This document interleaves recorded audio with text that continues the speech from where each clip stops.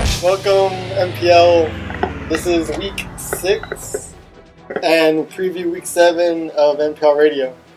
I have one new host and one recurring host, so I'll let them introduce themselves.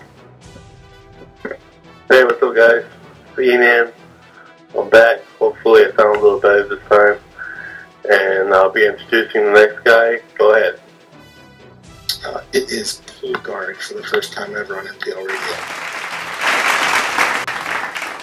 Alright, so our first segment we're going to do recaps of week 6 games. And the first recap we're going to do is my game, the Cardinals versus the Raiders. I came into this game 5-0, and Biddy, who's the Raiders owner, came into the game, I think 2-3. And he beat me, actually. And he beat me through a strong running game. Like, I want to say the first quarter, it was just him running with McFadden and picking up first downs like for a good 4 minutes before I actually got a chance to do anything. And yeah, and then it went back and forth the whole way. I got some good yards with Wells. I did okay passing, but Kolb just sucks horribly in this game. And Biddy ended up setting up, it was like a 58-yard field goal with no time remaining. He kicked it, and Janikowski made it, and he beat me. Like I said last week, he was going to beat you. We saw it coming, me and Shady, and I wasn't surprised at all. I knew he was going to kill you with the running game, and it was a big win. But like I told you, he's played against top players and has always, kept up with them. It's just he doesn't manage to get the W. So it's not like a loss where you should be disappointed or embarrassed about. He's got to come back next week. But good win for him. Yeah, I agree. He played really tough. His defense was really good. I was kind of surprised he knew, or he's a Raider fan, so I'm pretty sure he plays with Raiders offline and stuff. But yeah, he held me down pretty good. Well, it doesn't put you too far out because you're still a game ahead in that playoff race, leading the conference. That's right. Yeah, I only have one loss, and I think I'm the only one with one loss in my divisions or my conference still. So that's correct. So I'm still set so far. Yeah, you're fine. Just don't have a mid-season collapse. Yeah, that's true. And Biddy's looking pretty good in his division too. If he can catch up to bird poop, bird feces, whatever his name is, he can have a chance to come back and take that division. Yeah, it wouldn't be surprising me. He's got to learn how to, capture those close games and get the victory. Because throughout all his games, you notice he always has good games against his opponents, but manages to lose. Okay, the next game we'll be talking about are the Jacksonville Jaguars and the San Francisco 49ers. Last week I mentioned this game. That was a must-win for Sully. I mentioned how he was a 3-time champion. So, he could manage to win this game. He just needed to win this game. And that's exactly what he did. His defense got him the victory. Held the rushing yards of the Jaguars to 36 yards. Freaking amazing. Held another 12 points. Passing game, that's where Jaguars had some success at. But if you have the rushing game shut down, he can focus pretty much on the passing against the passing game. He did pretty good. He won 24-12, and he's still in it. He's now 3-3, and another victory this week, and has a winning record. I was kind of surprised Sully won that one. I expected, Tool to have a stronger showing, but I guess any given Madden game.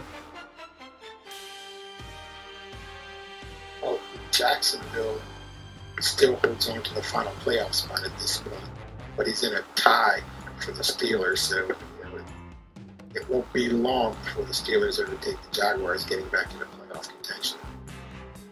Yeah, that's right, because Tool is inside Cowboys division, and Cowboy leads that division with the Texans. So, who knows, maybe in the future, playoff ramifications. Yeah, but in all honesty, it's a little too early to focus on the playoffs. Still got lots of game to go. Well, for the wild cards, or no, for the divisions, I don't think so, because usually in MPL, I've noticed, usually the teams that lose 2 or 3 are the teams that are going to win the divisions. Teams that lose more than that usually are the wild card seeds. So it's not totally too early yet.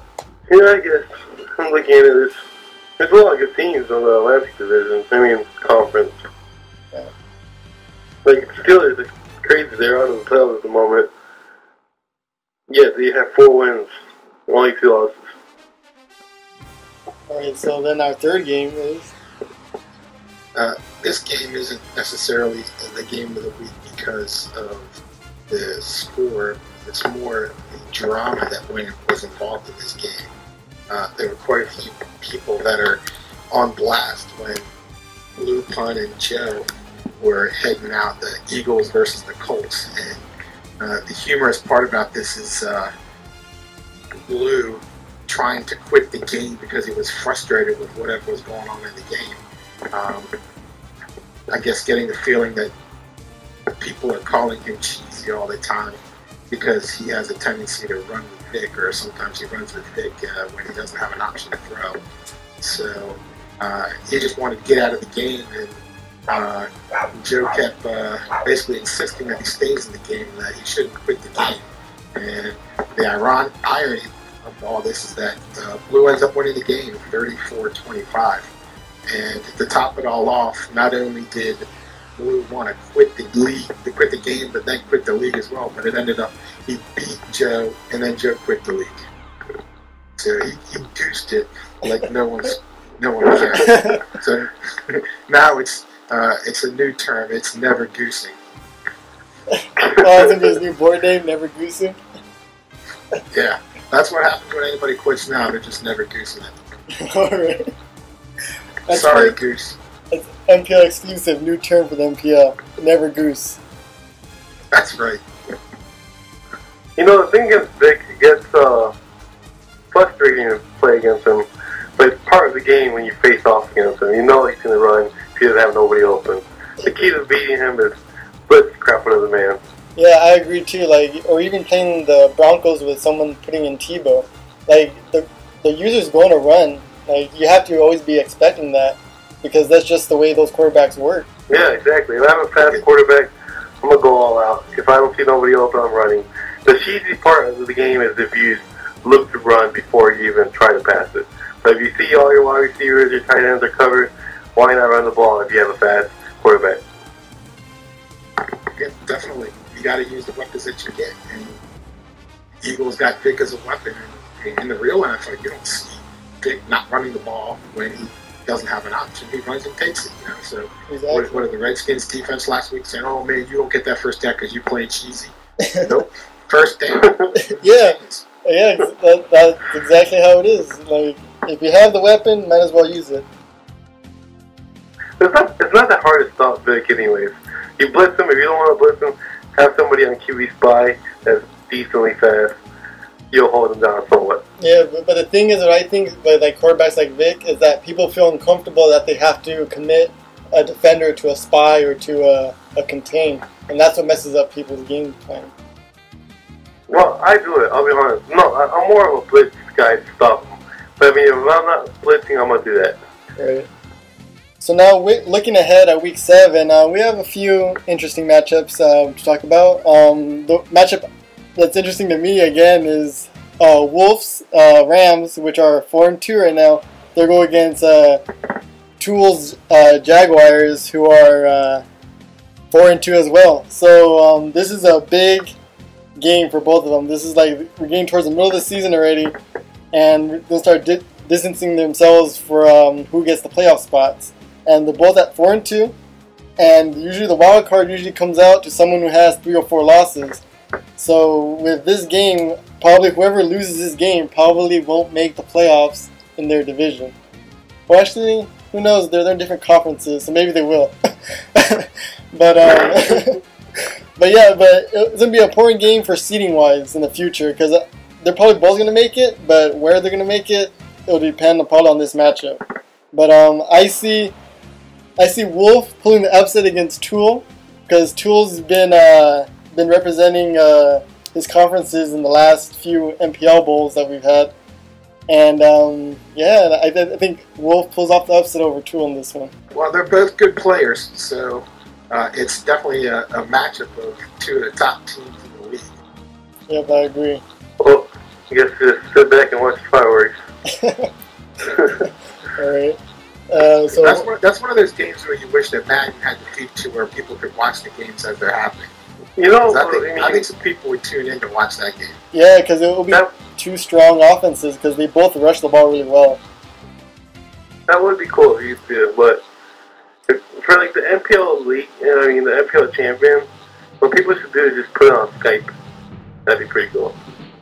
Well, I broadcast my game. If I'm in the MPL Bowl, I don't broadcast, I just record it. And then post it up later. No, but broadcasting it live would be cool. I guess. That'll be too much to handle, but... Wow, you just put your freaking laptop in front of your TV. I know, but then the laptop falls asleep sometimes. Well, change it. Just you go to computer what kind of power laptop do you management. have? A Mac. My laptop never sleeps. Uh-oh. It's always awake. Mine sleeps all the time. You got a lazy one. Yeah, you need to trade that in for one that's like on steroids or something. Go PC. Yeah, PC. So, what other matchups do you guys see that are potentially good ones? Well, the game I'm looking at is Washington Redskins primetime against the New York Jets. Shut down the. Apparently, primetime is really good player. Don't know much about either of these guys, but they have winning records now. They score lots of points each game. For example, primetime scoring 34 points average per game, and shutdown scoring 32. So you get the offense going on, and the better player wins the game. But the thing is, shutdown D has another game to worry about this week against Kevin Mack. So going into that game, he's probably going to be 4-2 or 3-3, which will be a must-win. What do you guys think about the game? I know that Primetime's a good player, and his 3-2 record is not indication of where he normally is at this time of year in any league that he plays in. He's usually a 0 loss through pretty much the whole season. So I actually predict that I think that this guy, no matter who he's playing, he's usually a favorite to come out on top. So I would say that him and the Washington Redskins they got the upper hand going against shutdown, even though she's supposed to have a really good day.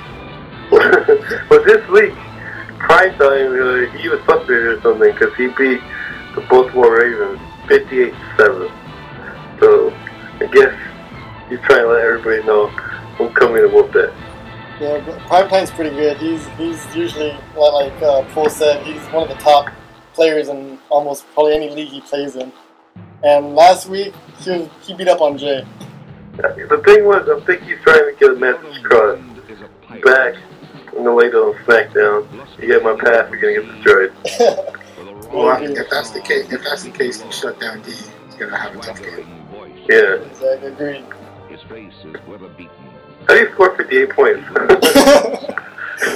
Turnovers, INTs, return for touchdowns, kickoff returns for touchdowns. How many kickoff returns for touchdowns has anybody seen in this year? None. I can't even make it past 20. They went from last year as being automatic to return a touchdown every game to this year where you can't get past the 20. What about when people are like tagging Junior? Is it possible to return it then? Probably. I know with my team, nothing. What? Most of the part, the smart thing to do is just keep it in the end zone. That's it. You take the automatic 20. Alright, what's the next game we're going to speak about? The next game is going to be the Bengals and the Eagles. This is the frustrated Blue punt against the high-flying Loki. 5-0 Bengals, actually 6-0 Bengals now.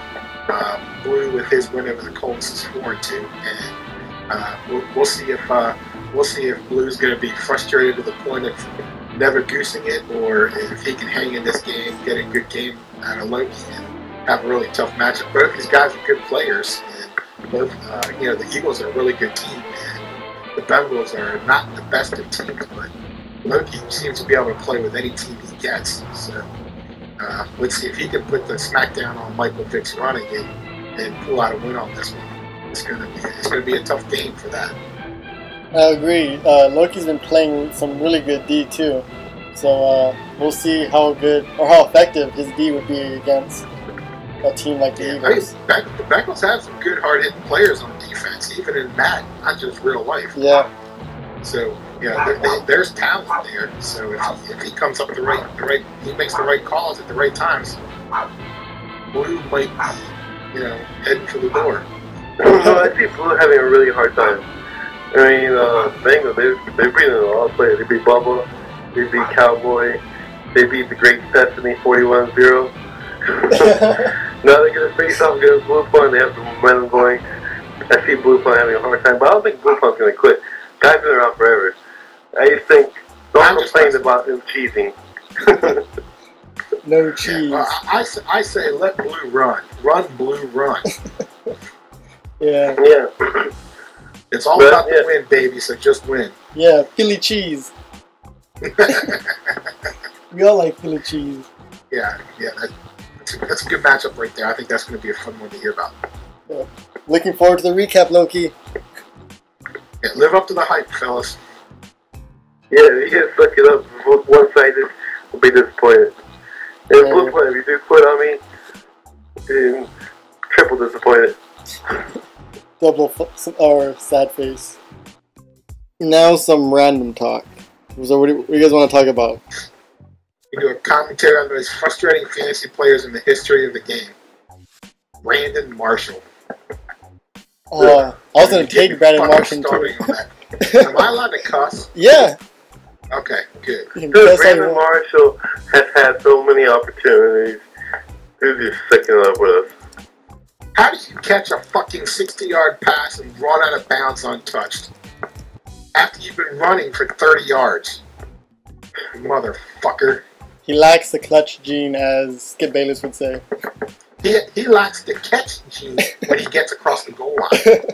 That too. Exactly. See, the thing is, he's wearing a Dolphins uniform, so it's probably making him worse. Yeah, he doesn't have a quarterback to give him the ball. The quarterback is giving him good passes. Matt Moore, absolutely. He's passed the ball decently for him. He should catch the balls. He just Chad Henne was doing a good job too. That offense is a pass-happy offense, and he was getting the balls. He was getting the targets. He was getting them within catching range, and he just fucking drops. Yeah, all the time. He's had so many opportunities. They target him. They purposely would go to Brandon Marshall on the big plays, and he just drops them, or just can't see the ball. Lets the sun get in his eyes, and then bam, ball on the floor. Well, the only game I watched, 9. He has dropped 9 touchdown passes. He has dropped 9 balls in the end zone this season. I did not know that. 9. I've only seen the only Dolphin game I saw was the Jets one, and I saw like the second half. Yeah, you missed the first half when it was like he dropped 2 in that 3rd and 3. He gets a slam play, was a little behind them, but still catchable. He dropped it. Damn. It was in his hands. And if you're getting paid big money, you might as well call it quits if you can't catch it. In the second half, he dropped another one on the goal line. And he also dropped that long bomb where he caught it wide open and had nobody between him and the end zone. And he's running down the sideline and he just leans over and falls out of bounds. Yeah, I saw that play and I laughed a little bit. And so that's three in just this game that he had easy touchdowns that he didn't get. And if you want to give him a -1 because of the Revis pass interference, no call, touchdown the other way play, I guess you can give him a pass on that one. But if you're gonna get tangled up with Revis and let him bitch you like that so he can pick it off, then you're a bitch. Exactly. That's Soft bitch. If it weren't for Aaron Hernandez being a bye this week, that ass was getting benched on my team. Damn. Okay, here's another interesting topic. What about football in the UK? What do you guys think about that? Football in what? In England. Is somebody playing there this weekend? Yeah. Aren't the Bucks and the Bears are playing in England? Bucks and the Bears are in England? Yeah. Ooh, that's interesting. Because Mike Vick is my quarterback. Oh, that is the my implication. backup is Jay Cutler. So, what does that make Is that more favorable for Cutler having a bigger game because he's not going to Tampa? He's going to England? I don't know.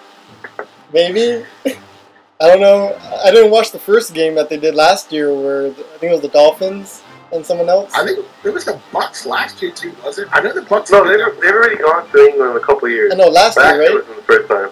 Oh. Yeah. It seems like every time they go over there, it's raining and it's ugly weather.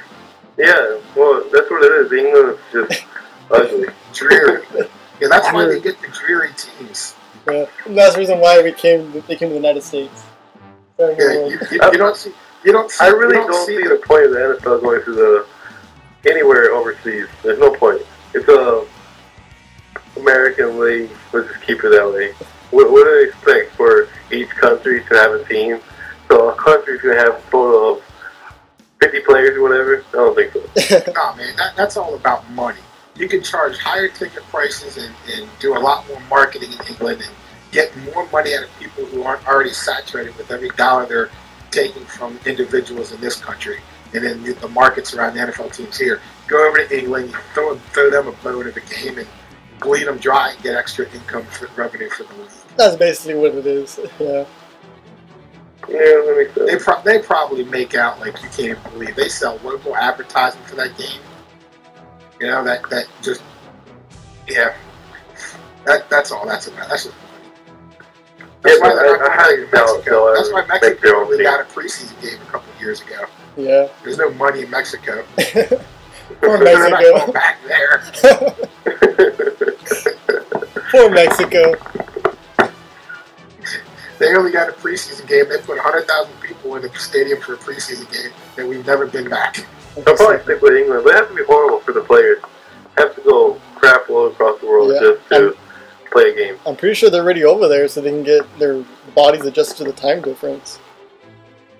Yeah, I mean, it's a night game over there, which means it's a 1 o'clock game here. But they probably starting 7 o'clock over there, so it's a real night game. Yeah. Yeah, I mean, going over there is probably not that big of a deal because when they come back, when they finish, they get their bye week, so they get 2 weeks off once they get done with that game. I remember a couple of years ago they were talking about having their own team. That'd be horrible for them, or any team that has to play them. Imagine having to go to London if you're in the same division 2 times a year. Yeah, that would be pretty crappy. Yeah, that'd be a nightmare. And like on ESPN, they were talking about if they ever did do that, if England had a team, then imagine that flight from Seattle to or even San Diego, yeah. San Diego or Seattle to England. That's freaking crossing like 12 time zones. It's 12 hours. Dude, the players that will play for that team have to get paid like 2 times that amount. Because they'll be in planes the whole time. Yeah. And their team would suck. They wouldn't have time to practice. That's true. Yeah. They'll be traveling all the time. Like Coach said, come on guys, this is our 1 week, 1 day of the week so we can actually practice. So yeah, not such a good idea. We'll just leave it at they can get a bunch of loser teams every year. If they're gonna make another team, just make a team in Canada. You know, Canadians aren't far away. yeah. And they have the Canadian football league. They did. They call that football? Yeah. In But they have some Canada. good players. For example, Cameron Wake, the Dolphins guy. He's good, man. He fine-tuned his skills over there. He didn't make it the first time in the NFL. No, he was an undrafted player, and then he didn't make a team, so he went to Canada. Yeah. Yeah, get it straight, Raider. That's what I said.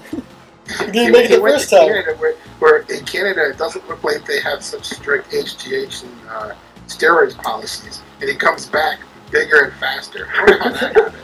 Exactly. He got out of adolescence and grew 3 inches and put on 40 pounds. All of a sudden, he's an NFL linebacker that makes an impact right when he gets here. Exactly. Good job, Paul. Right, so that's going to conclude this week's edition of MPL Radio. So, yeah, see you guys next week. Yep, I'm glad I was back this week. And, yep, see you next week. Yeah, thanks for having me on this week, and maybe I'll do it again sometime if invited, and hopefully somebody will quit here in the next couple of days so I can get an actual team. No doubt, Paul. So, yeah, see you guys later.